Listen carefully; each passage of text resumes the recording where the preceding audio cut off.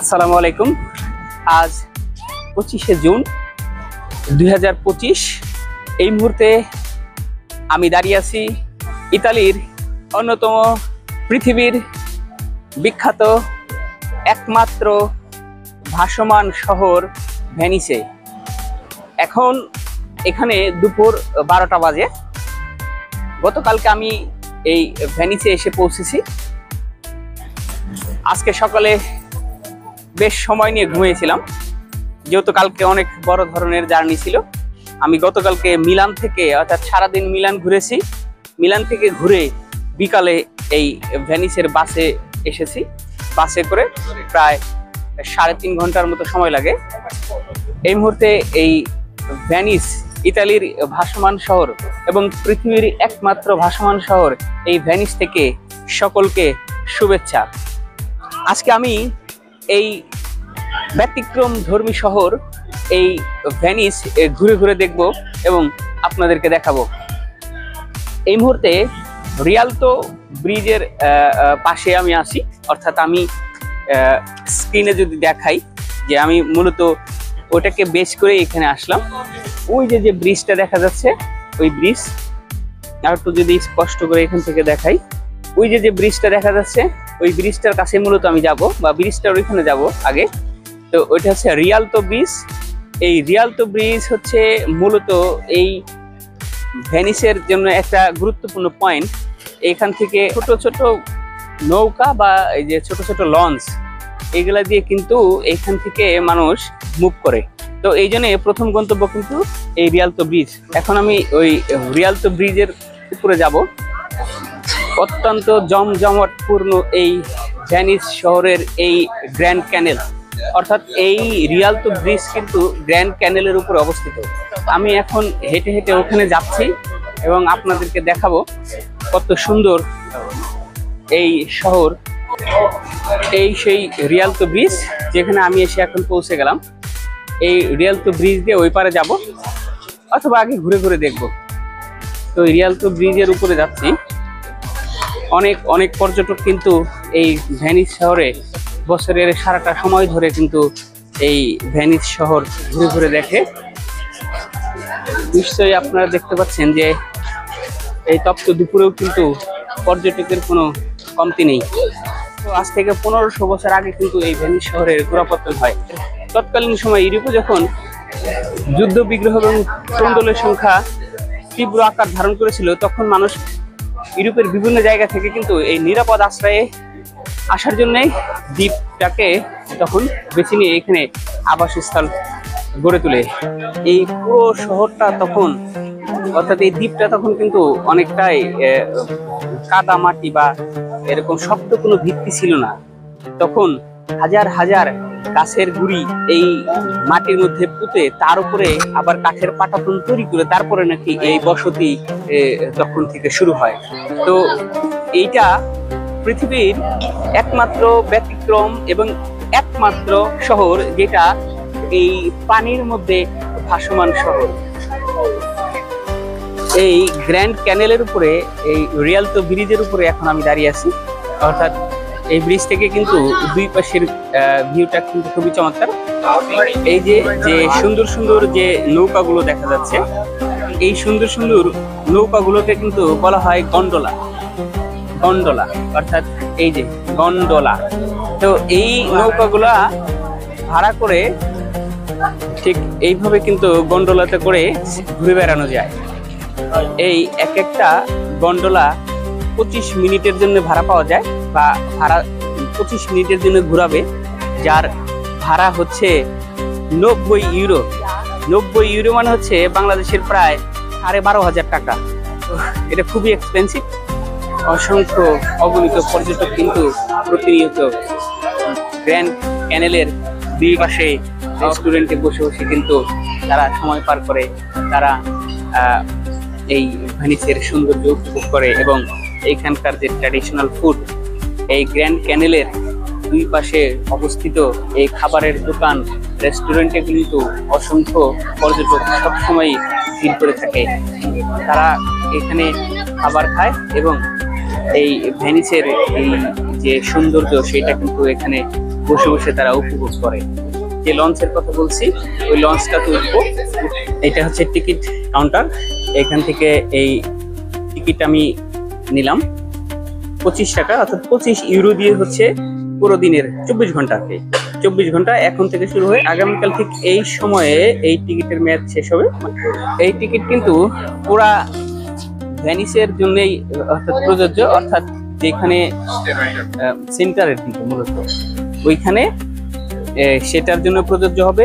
এবং এইখানে যে আমি এখন এই বাসের যোগাযোগ ব্যবস্থা আছে, অর্থাৎ লঞ্চ উঠবো এটার জন্য, অর্থাৎ আমি যেখানে খুশি নামবো, যেখান থেকে খুশি উঠবো এই টিকিট দিয়ে।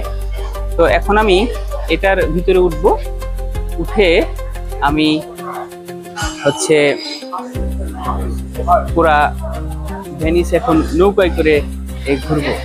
আমি কোনো দিক কিন্তু নির্ধারণ করিনি যে আমি কোথায় যাব। এখন আমি রিয়ালতো ব্রিজের নিচ দিয়ে আসলাম, তো আমি এই লঞ্চে করে যাচ্ছি। অসংখ্য গন্ডোলা কিন্তু এই ভেনিসের এই গ্র্যান্ড ক্যানেলে ভেসে বেড়াচ্ছে। ভেনিসের গ্র্যান্ড ক্যানেল দিয়ে কিন্তু আমি এখন ঘুরে বেড়াচ্ছি। এই যে এরকম একটা লঞ্চে কিন্তু আমি উঠেছি। এই ভেনিস শহরের আরো উল্লেখযোগ্য যে বিষয় সেটা হচ্ছে এইখানে কিন্তু কোনো গাড়ি নেই, অর্থাৎ আপনাকে হেঁটে চলতে হবে, না হলে এক স্টেশন থেকে আর এক স্টেশনে কিন্তু এই লঞ্চে করে যেতে হবে। পৃথিবীর একমাত্র ভাসমান শহর এটি। এই শহরের পৌঁছানোর পরে আপনি কিন্তু কোনো গাড়ি ব্যবহার করতে পারবেন না, অর্থাৎ কোনো গাড়ি কিন্তু নেই। চমৎকার প্রকৃতি, খুবই ভালো লাগছে। এই পৃথিবীর অন্যতম একটি ব্যতিক্রম ধর্মী একটি শহর, সেটা হচ্ছে ইতালির ভেনিস।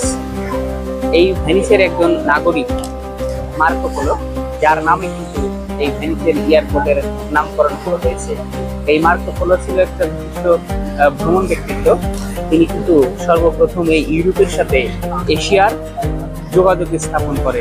এই যে এখন আরেকটি স্টেশন, এখানে এসে থামবে, কোনো যাত্রী উঠবে এবং কোনো যাত্রী নামবে। এই যে সামনে আর একটা এরকম লঞ্চে করে কিন্তু যাত্রীরা উঠছে এবং নামছে।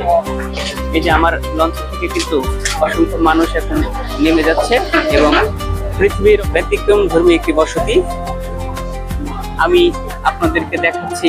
এই ভেনিসের ব্যতিক্রম সৌন্দর্য। এই শহরে নেই কোনো গাড়ি। প্রতিদিন প্রায় 50,000 মানুষ এই ভেনিসে ভ্রমণ করতে আসে, এই ভেনিসের সৌন্দর্য দেখতে আসে, উপভোগ করতে আসে। তার প্রমাণ কিন্তু আমি ইতিমধ্যে পেয়েছি, কারণ যে স্পটেই যাচ্ছি, যেখানেই যাচ্ছি, অসংখ্য পর্যটকের ভিড় কিন্তু আমি লক্ষ্য করছি। চমৎকার সব গিফটের দোকান, এরপরে হচ্ছে এরকম অসংখ্য দোকান বিভিন্ন স্পটে বিভিন্ন জায়গায় আছে। প্রচুর প্রচুর রোদ, আজকে রোদের তীব্রতা অনেক বেশি। চমৎকার সকল স্থাপনা এই ভেনিসে লক্ষ্য করা যায়। প্রচুর পর্যটক এই জায়গাতে আছে।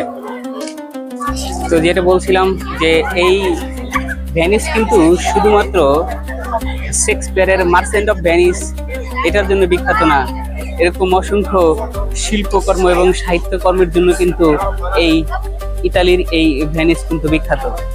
তো সেই ঐতিহ্য, সেই ধারাবাহিকতা কিন্তু আজও ধরে রেখেছে এই ভেনিস। এখন ভেনিসের সেন্ট মার্কস স্কোয়ারে আসি।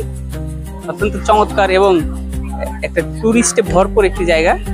সকল টুরিস্টের এই সেন্ট মার্কস স্কোয়ার ভিজিট করার পরিকল্পনাটা অন্যতম থাকে। 150টি ক্যানেল কিন্তু এই ভেনিসের শহর জুড়ে মাকড়সার জালের মতো বিস্তৃত। এই যে এই গ্র্যান্ড ক্যানেল থেকে কিন্তু ঠিক এইভাবেই শাখা প্রশাখা হয়ে বিভিন্ন ক্যানেলকে ভেনিসের চারদিকে ছড়িয়ে পড়েছে। এই ক্যানেলে ভ্রমণ করার জন্যে এই যে এই স্পিড বোট, এইগুলা কিন্তু মূলত এখানকার ট্যাক্সি, জলপথের ট্যাক্সি এগুলো। অর্থাৎ এই ট্যাক্সিতে করে কিন্তু ঘুরে ঘুরে সবাই এই ভেনিসের সৌন্দর্য উপভোগ করে। যদি এটা খুবই এক্সপেন্সিভ, এই ভেনিসের বিভিন্ন গন্তব্যে পাবলিক ট্রান্সপোর্টের একমাত্র রুট হচ্ছে এই গ্র্যান্ড ক্যানেল। এই বোটে করে কিন্তু মানুষ এই সুন্দর সুন্দর ক্যানেলগুলো দিয়ে ঘুরে ঘুরে দেখে। ছোট বড় প্রায় 400 ব্রিজ কিন্তু এই পুরা ভেনিস জুড়ে আছে। সামনে আর একটা ব্রিজ দেখা যাচ্ছে। একইভাবে যদি আমি এই গলি দিয়ে দেখাই, ওইখানেও কিন্তু একটা ব্রিজ, এই যে এই পাশে আর একটা ব্রিজ, ওই পাশে আরো ব্রিজ দেখা যাচ্ছে, ওই পাশে একটা ব্রিজ দেখা যাচ্ছে। এইভাবে ব্রিজ এবং ক্যানেল, এটা দিয়েই মূলত এই ভেনিস শহরের বৈশিষ্ট্য। এই নৌকাগুলো দিয়ে কিন্তু অসংখ্য মানুষ প্রতিনিয়ত এই এরকম করে ঘুরে বেড়ায়। ইতালিতে এসেছি, ইতালিতে এসে পিৎজা খাবো না, এটা তো আসলে হয় না। ইটালির পিৎজা পৃথিবী বিখ্যাত, কিন্তু সকল মানুষ এসে এই ইতালিতে কিন্তু এই পিৎজা খায় বা পিৎজার টেস্ট নেয়। তো আমিও তার ব্যতিক্রম না, আমি একটি পিৎজা নিয়েছি। তো এটা বাংলাদেশি ভাই এখানে জব করে, তো উনি আমাকে সুনিশ্চিত করেছে যে এটা হালাল। তো অসংখ্য পর্যটক কিন্তু এখান থেকে পিৎজা খায়, আমিও খেলাম। তো খেয়ে দেখলাম যে এটা আসলে খুবই টেস্ট।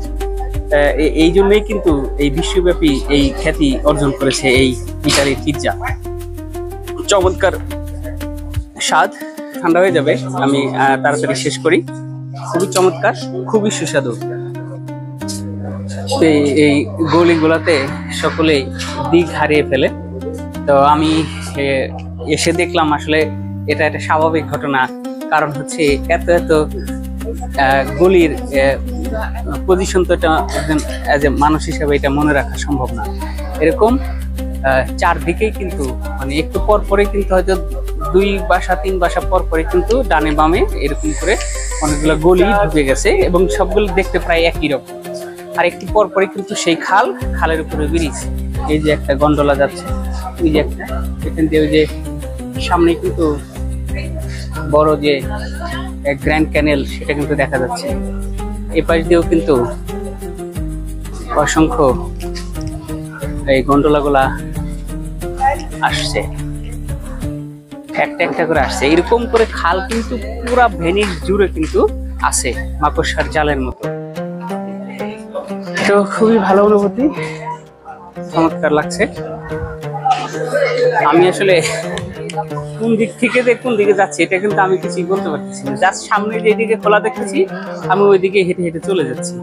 তবে এই ভেনিসে ভ্রমণ করতে আসতে হলে যে হাঁটতে পছন্দ করে না বা হাঁটতে চায় না, তার ক্ষেত্রে কিন্তু খুবই ডিফিকাল্ট, কোনোভাবেই সম্ভব না। কারণ এটা হচ্ছে একমাত্র নৌকা এবং একমাত্র পায়ে হাঁটা। তো নৌকা কিন্তু আপনি সব জায়গায় যেতে পারবেন না বা সবসময় যেতে পারবেন না। এটা যেমন একটা মহল্লার ভিতরে যদি একদম ভিতরে ঢুকতে চাই, ভিতরের গলিগুলোতে ঢুকতে চাই, একমাত্র পদ্ধতি হচ্ছে পায়ে হেঁটে যেতে হবে। তো আমার ক্ষেত্রে অবশ্য জটিলতা নাই, কারণ আমি প্রচুর হাঁটি। তো আর একটা তথ্য আমি থেকে শুনেছিলাম যে এখানে গুগল ম্যাপ নাকি প্রপারলি কাজ করে না। এটা আমি শুনেছিলাম যে গুগল ম্যাপ নাকি প্রপারলি কাজ করে না, কিন্তু এটা আসলে এখানে আসার পরে আমি চিন্তিত ছিলাম যে যদি প্রপারলি না হয় তাহলে কিভাবে মুভ করব। কিন্তু না, এখানে কিন্তু এই মুহূর্তে আমার তো আজকের 25 জুন 2025, আমি কিন্তু একদম প্রপারলি কিন্তু নেট পাচ্ছি, প্রপারলি কিন্তু গুগল ম্যাপ দিয়ে ডিরেকশন দিয়ে কিন্তু আমি মুভ করতে পারছি, মুভ করা সম্ভব হচ্ছে।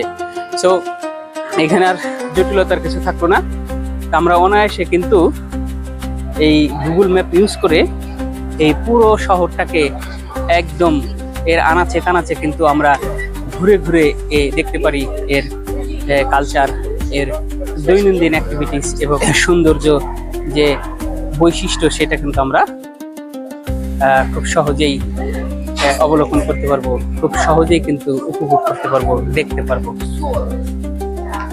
এই গ্রুপ ধরে ধরে প্রচুর পরিমাণ পর্যটক, যারা কেউ অর্থাৎ এটা ওয়াকিং গাইড, হেঁটে হেঁটে এই গ্রুপ ধরে ধরে তাদেরকে আসলে বিভিন্ন স্পটে নিয়ে যায়, সেই সম্পর্কে বর্ণনা করে সেগুলা দেখায়। আমি একদম ভেনিসের সেন্টারে কিন্তু হোটেলটা নিয়েছি, একদম সেন্টারে। আমি যদি আরো দেখাই, এই যে এটা হচ্ছে সেন্টার স্টেশন। অর্থাৎ এরপরে এইদিকে আর কিন্তু কোনো বাস বা গাড়ি বা একেবারেই কোনো যানবাহন কিন্তু এই যে আমি যে ব্রিজটার উপর দাঁড়িয়ে আছি এই ব্রিজটা পার হওয়া মানেই এরপরে শুধুমাত্র এই যে ক্যানেল, এই ক্যানেলগুলো দিয়েই এই স্পিড বোট নৌকা দিয়ে কিন্তু চলাচল করতে হবে। আর একটা মেইন যে ক্যানেল আছে অর্থাৎ গ্র্যান্ড ক্যানেল, সেটা দিয়ে তো ছোট ছোট যে লঞ্চ আছে সেই লঞ্চে করে কিন্তু এই ভেনিসের বিভিন্ন জায়গায় বিভিন্ন স্টেশনে গিয়ে বিভিন্ন জায়গায় যেতে হয়। এই হচ্ছে আমার এখানকার সেন্টারের হচ্ছে বাস স্টেশন তথা স্টেশন, সেন্টারের স্টেশন। এই স্টেশন থেকে আমার হোটেল কিন্তু খুবই কাছে এবং খুবই পরিষ্কার পরিচ্ছন্ন, খুব ভালো একটা হোটেল। যে এই জাস্ট এই ব্রিজ থেকে নেমে এই যে পার হয়ে ওয়াকিং ডিস্টেন্স, আই থিঙ্ক সর্বোচ্চ 5 মিনিট হাঁটতে হবে একদম হোটেলের ভিতরে যাইতে।